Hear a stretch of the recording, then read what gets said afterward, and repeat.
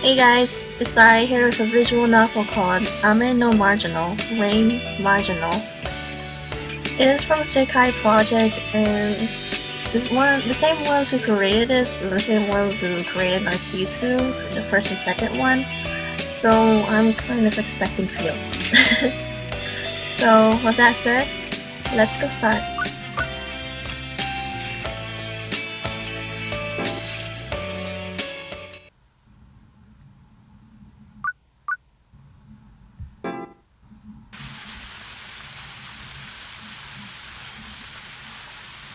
Rain. Falling from a white sky, small drops of water, raindrops.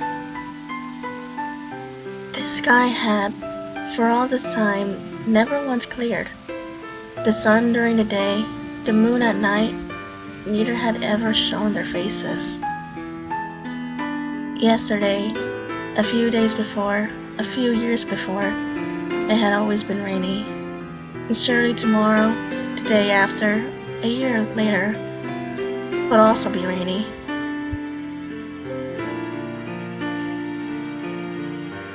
Something that would never stop.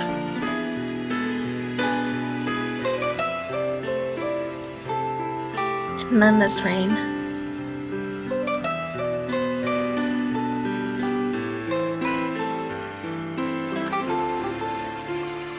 In the midst of that, I put my feet into the river like I always did. It wasn't particularly cold. The water only came up to my ankles or knees. So there was no chance of drowning. Even if you drowned, you wouldn't die from it. In this flow, there wasn't a place where it started, nor was there a shore downriver.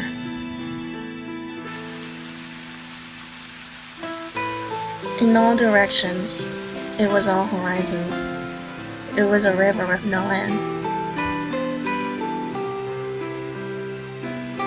My aim was far downriver. My destination was there. Before, getting to that place would take many, many years, but now I could reach it in an instant.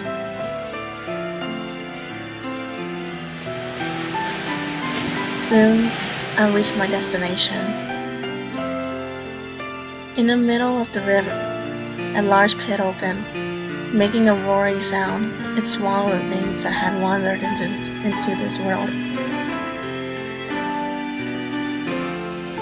Most likely, it was there to return things to the real world. I think this place was the exit from this world. I had no proof.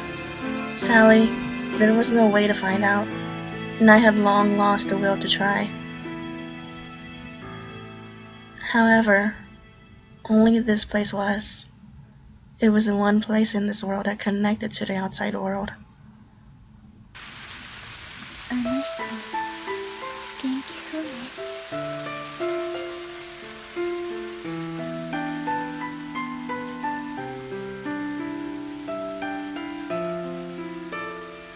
Visible faintly within the hole was the image of that person.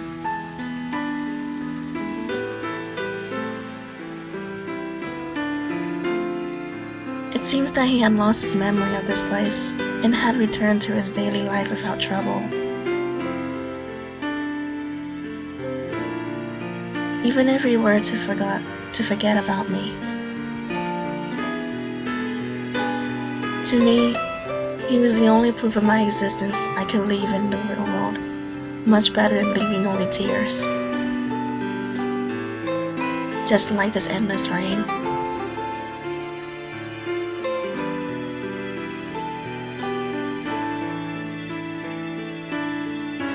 Let this memory be my nourishment for eternity.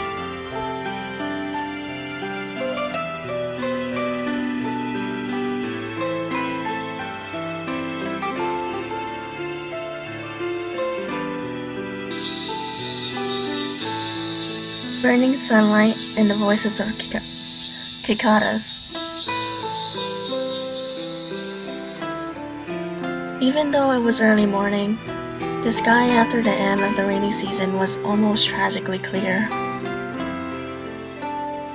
Today was Monday. The time was 5:47 a.m. and 20 seconds. The beginning of the most depressing day of the week. I had long hated Mondays, and that remains unchanged even after becoming a working adult. That was why, every Monday, I went to the office earlier than anyone else, every week. Inside a swaying train car, as I started getting hot, I headed to the office on the first train of the day.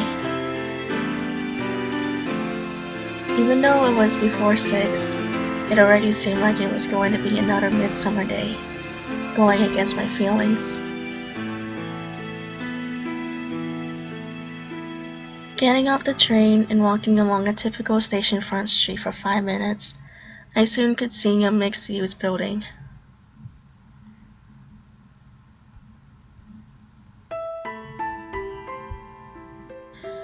When I arrived, I got in the elevator. The company I work for is on the 4th floor.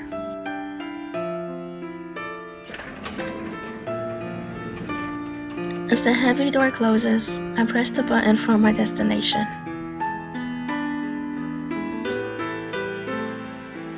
I press the button for the 7th floor.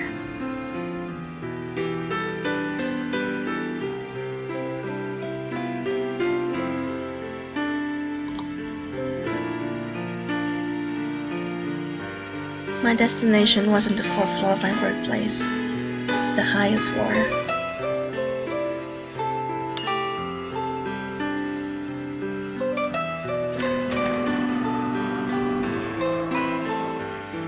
A strong wind blew on the bare rooftop. The morning air was a bit chilling. On the other side of the high precautionary fence was a perfectly clear summer sky from the end of the rainy season. Despite it being early morning, I was soaked in sweat.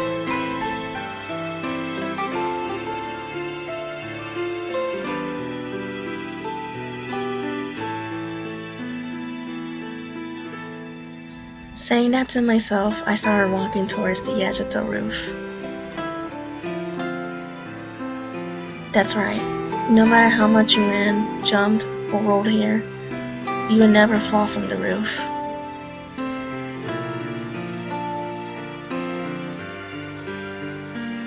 You could call it a safe zone.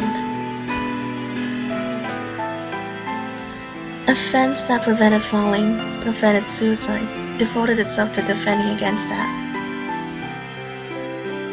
Saying, I won't let you die.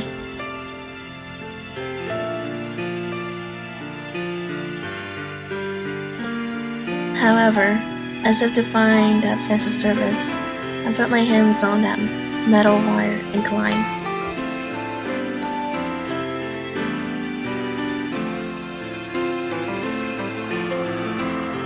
I finished climbing the fence, accompanied by its rattling sound, and put my feet on a mere 30 centimeters worth of space on the other side.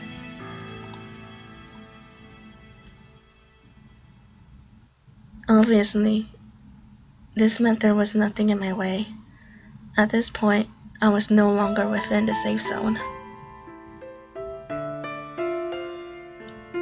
Forget about running. If I so much as lost my balance slightly, I would easily fall to the ground.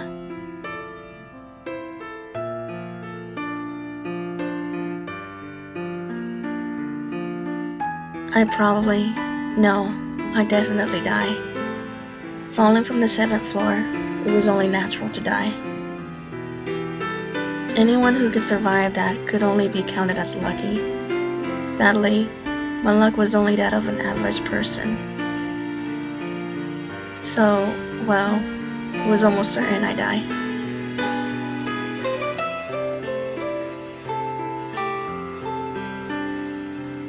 With just that, everything would end. The job I hated, the depressing Monday, I'd be free of them.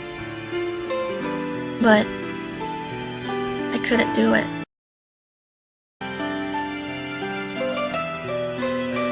The reason being, it wasn't as if I wanted to die.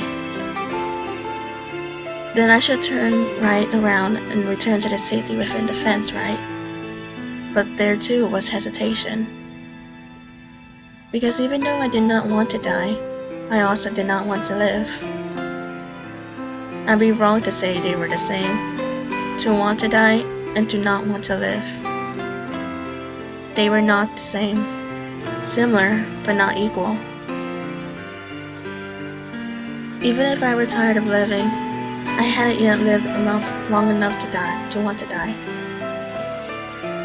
It was simply that there were mostly painful things, bad things, and living had become stained with distaste. While I was a student, things were still fine. Even if there were bad things or painful things, I could see what the cause was. No matter how much it bothered me, if I knew the cause, then I just had to overcome it. Even if I couldn't overcome it, there was still hope. Maybe someday I could even look forward. But now that I was an adult, things were different. There weren't clear causes or reasons. There were too many things, or no one or nothing was at fault. I learned that this world, that reality, was full of things that can't be helped. Those small pains would, like body blows in boxing, slowly, steadily build up.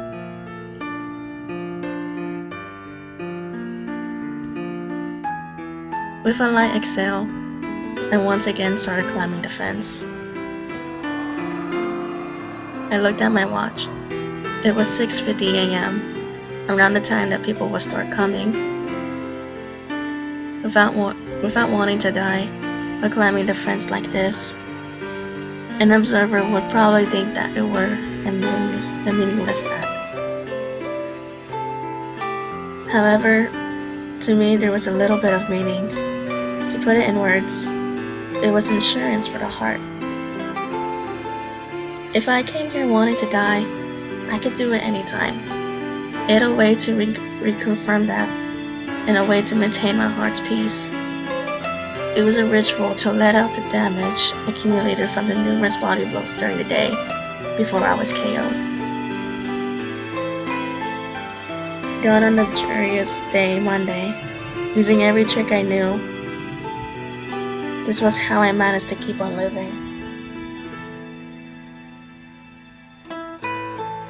More than likely, I keep on living like this for a long time.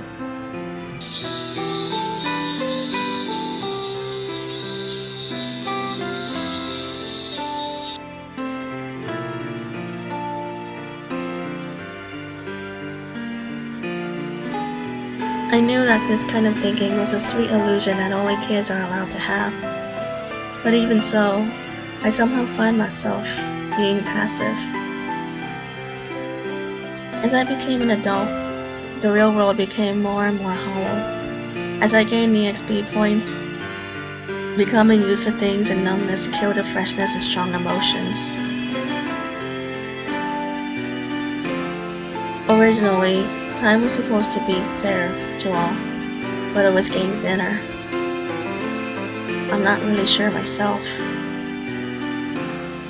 Whether this was a wish or a complaint, a prayer or a curse, I wasn't even sure who these words were directed to. There was just one thing that was clear.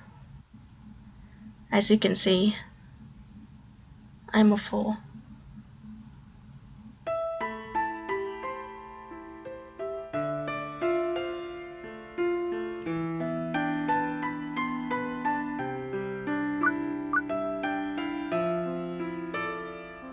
And that is the prologue.